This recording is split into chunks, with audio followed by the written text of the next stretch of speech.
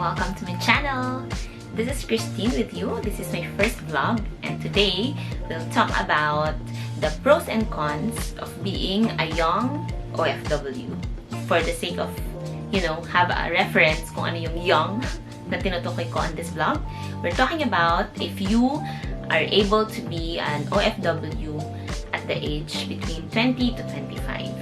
So, I decided na ito yung magandang topic since I had the first-hand experience of being an OFW at a very young age. Not very young. Kasi technically, I had been an OFW since 24. 24 ako dumating dito sa Dubai. So, it was on 2017 when I first came here to Dubai. Okay, so let's now talk about the pros and cons. So, let's talk about the pros. So, ang first pros on my list would be when you are an OFW at a very young age, makikita mo agad yung different kind of life na pwede kang magkaroon na sadly, ang hirap niyang maging way of life sa Pinas. So, here sa Dubai, and for sure sa ibang lugar din, ibang lugar sa mundo, napakaganda ng sistema ng transportation, napakabilis ng processing ng mga documents, lahat online. Alam mo yon, hindi manual. So, itong mga ganitong bagay, napaka-efficient ng lahat. Alam mo yon, may mga timing ang lahat ng bagay. Ang metro, ang bus. So, yung kind ng life na meron dito is very different sa nakasanayan sa Pinas. And I think that's one of the pros na luckily and I'm very blessed na nararanasan ko noon hanggang ngayon, itong klase ng ganitong pamumuhay. Mas maaluan siya. That's first. Second, being a young OFW, ang second sa list ko would be you are able to really find yourself. Nasasabi ko to kasi halimbawa, especially yung mga mag-isa. Actually, two things yan eh. Maybe so it's a pro and it's a con. Kasi being a young OFW, you'll either find yourself or you'll either lose yourself. Medyo malalim. Pero like, yeah, totoo. Especially if you are in that stage, pinuform mo pa yung sarili mo, you're really looking pa kung sino ka talaga, di ba? Ang hirap makilala ng sarili. Ang hirap malaman kung ano ba talagang gusto mo. Itong career na to ba talaga? May gusto ka pa bang iba? So, ang hirap i-identify ng mga ganong bagay. So, kapag mag-isa ka, for instance, pero ako kasi andito yung relatives ko, andito yung kapatid ko, mga kapatid ko. So, hindi ko nararamdaman talaga yung like independence level na sinasabi nila. Kasi basically, nandito pa rin yung mga family members ko. Pero may mga tao na mag-isa lang talaga sila dito. And I think, kung mag-isa ka, you will really be able to know yourself and you will be very independent. Pero syempre, may limit yun. So, you have to identify the limit. Pero, it's a pro. It's a pro kasi you will be free to express yourself. You will be free to know yourself, to know what you want, where you wanna be, to identify your goals. It's very good. Kung maaga pa lang, may sense ka na ng, alam mo yun, yung life mo is kind of, it depends on you sa mga decisions na gagawin mo, kung ano yung magiging future mo. So, it's a good thing for me. Next would be, a pro is also, you are able to see ang reality ng life. I take it as a pro. Kasi, for me, bago ako pumunta dito sa Dubai, ibang-iba yung mindset ko, ibang-iba yung kita ko sa life. Siguro kasi hindi man ako lumaki na super magaan ang buhay. Pero kumbaga, yung naranasan ko sa Pinas na buhay, thankful ako sa parents ko for that, is maginhawa naman. Maginhawa in a way na hindi parang nakakakain ka ng tama, wala ka masyadong luho, pero like natutustusan yung mga basic needs mo. Whereas, kapag napunta ka dito sa malayo, na mag-isa ka, for instance, bata ka pa lang, makikita mo ang another side ng story. Dati kasi ang feeling ko pag OFW, di ba? Kasi sa pamilya namin, napakaraming OFWs. So, akala ko dati, kasi pag dadating sila, syempre, wow, dinner, wow, mga regalo, ganyan. Gold, nakareceive ako ng gold, ang mga cellphone, ganyan. So, akala ko, napakadali ng buhay dito sa Dubai. Basically sa abroad. Akala ko ang bilis ng pera, ang dali lang, ganyan, ang sarap lang. And then, when I came here, when I really saw kung ano yung talagang nangyayari, I understood kung bakit ganun. Kasi dito, ang hirap na maging, parang dito, may hurdles, may kahirapan, pero hindi mo siya dapat dalhin pag umuwi ka ng Pilipinas. So, parang nakita mo na ngayon, ako, I'm speaking on behalf of myself, at feeling ko ganun din yung iba, na nakita ko na ang hirap pala, mahirap pala siya, kasi yung iba, lalo na yung mga wala namang kamag-anak dito, na mag-isa lang na napunta dito. Alam mo yun, yung kunwari, sa bahay, bed space lang. Bed space means sa isang, let's say, 2-bedroom apartment. Hahati-hatiin yon per partition. Yung partition, either like from ceiling to top, or parang gawa-gawa lang na partition. So, tas makiki-bed space ka. So, sharing ka lahat. Sharing ka ng mga cupboard, yung mga cabinet mo, sharing yung washroom mo, sharing yung kitchen, sharing. So, nakita ko na dito pala, may ganong nangyayari. So, mas na-appreciate ko yung buhay. For me, it's a pro. It's a pro na nakita ko siya at a young age. It's a pro kasi, for me, na-appreciate ko tuloy, bigla, yung parang, buti na lang, maaga pa lang nakita ko na to, para hindi ko, kumbaga, nawalas, or nasayang ang mga opportunities na ibinibigay sa akin. Mas napahalagahan ko yung mga meron ako, kasi nakita ko kung gaano kahirap ang sitwasyon ng iba. Hindi ko sinasabi na masaya ako na ganito ang sitwasyon ko at gano'n ng iba, pero masaya ako na nabigyan ako ng pagkakataon na makita yun at a very young age. Kasi ang aga kong namulat sa reality ng life. So for me, ayun ang mga mostly top. And then the other one naman, it's mostly on dito, nung pag maaga kang nag-start, syempre, kung mag-iipon ka rin, diba? Depende rin naman yan sa'yo. At syempre, kung depende rin sa work na mabibigay sa'yo. Pero, kung talagang gusto mong mag-explore, mag-travel, pwedeng-pwede. Kasi, diba, pag bata ka pa, technically, sarili mo lang. I mean, like, oo, may binibigyan ka, relatives mo, I mean, like, family mo, ganyan, parents, especially. Pero, kumbaga, kung halimbawa, gusto mong mag-travel, ganyan, mag-save up ka. Pag nag-save up ka, tapos alam mo yun, makakarating ka sa ibang lugar, tapos mabibigyan mo rin yung sarili mo ng kasiyahan sa ibang paraan. Halimbawa, katulad yan, mag-travel ka, bumili ka ng something. Wala namang masama doon.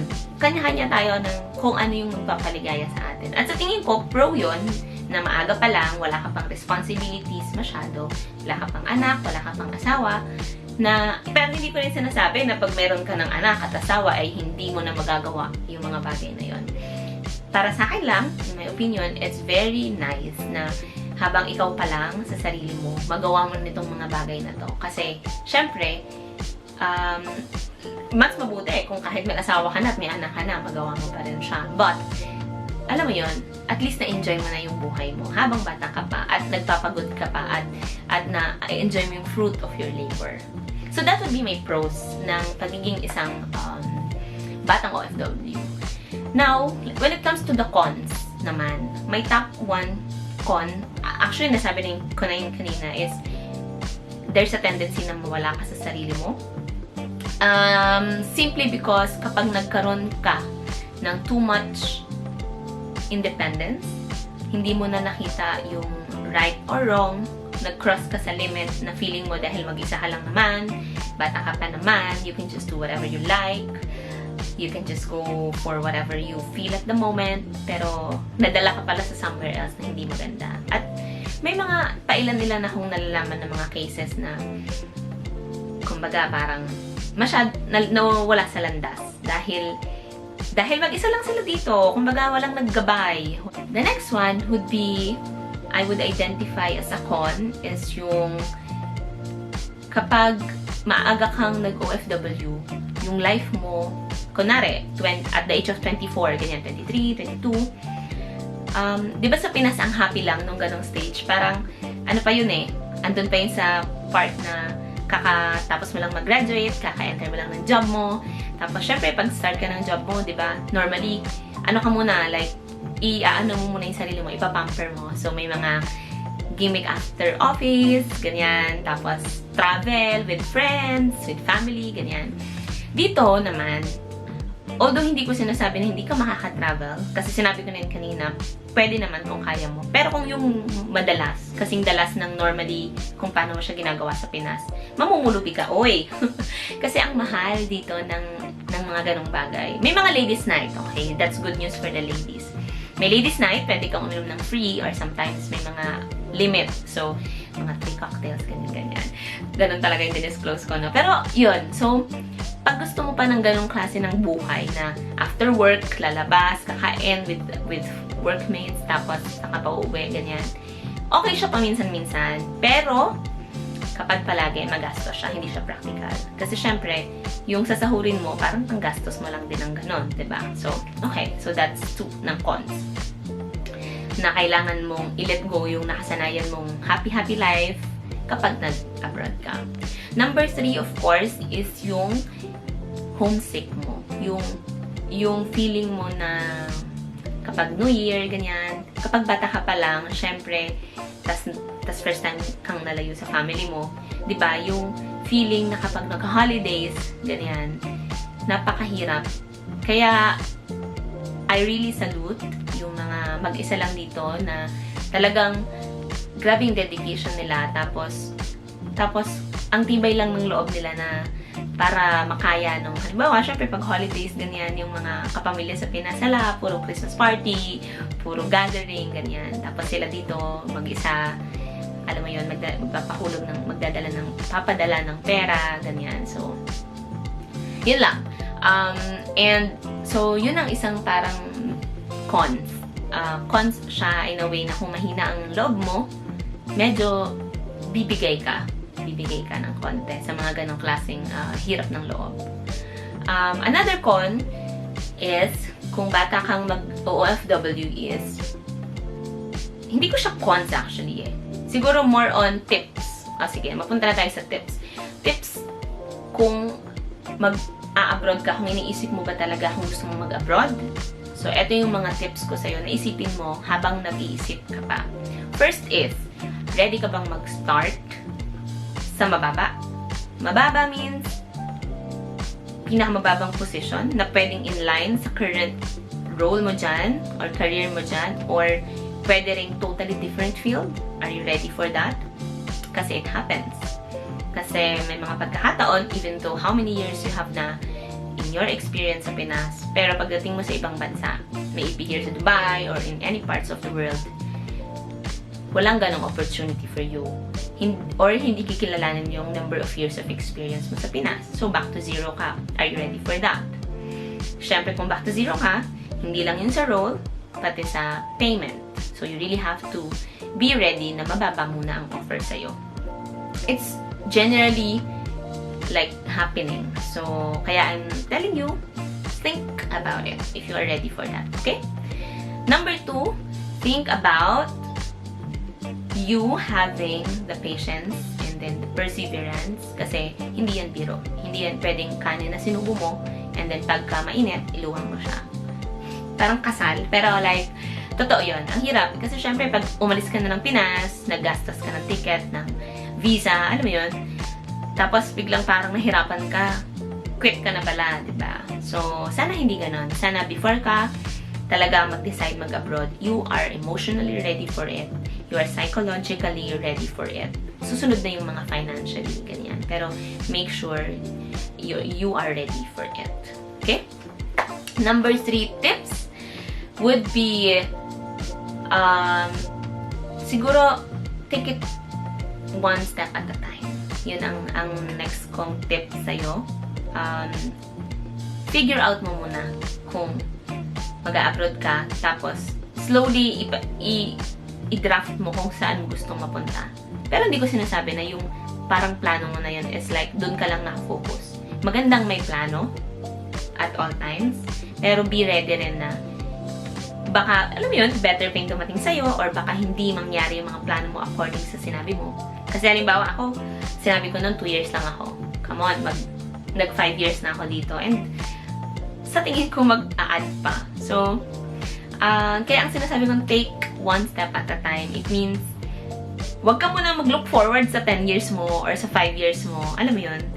Look at yung mga months to come, years to come. Tapos, create a plan. Siguro yun ang isang number 3 tip ko sa'yo. Habang nandiyan ka pa, nag-iisip ka pa if you really want it na mag-go, mag-pursue ng abroad career, then think about it. Okay? Number 4 tip, save up. Save up, save up, save up.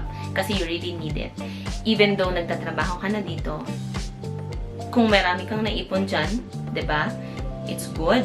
Kasi you will have it in your account. And at the end of the day, ano bang reason mo why you want to really work sa abroad, diba? To have a greener pasture. So, habang nandyan ka pa, have your money be spent wisely. At the same time, save up. Kasi it will really help you. At kahit nandito ka na, save up. Okay? And number 5 tip. Make sure you are ready with yourself na. Without considering yung kaninang sinabi ko ng mga finances and all. Pero more on, ready ka na ba na mag-start at maging totally a different person? Kasi it will happen. It may happen.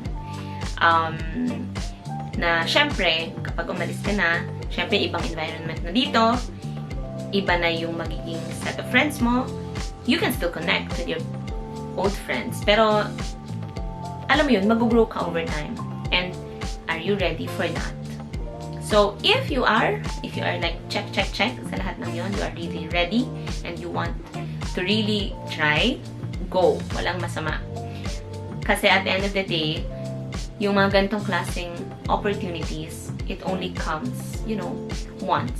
Kung yung sa iba, hindi naman once. Pero like literally, minsan lang kasi dumarating ang mga ganitong pagkakataon na ma-experience mo ang kakaibang life na meron ka ngayon. So, if you are ready, go for it. And then enjoy. Enjoy the moment. And, you know, ang masasabi ko lang, ang happy. It's a how can I describe? It's a happy experience. It's a memorable experience. I'm really grateful na at a very young age, I was able to be an OFW. So, hello sa mga katulad ko na young OFW, at mabuhay tayong lahat, and let's just continue chasing our dreams. Alright, see you again next time. Bye! I hope natutunan kayo. More videos to upload soon.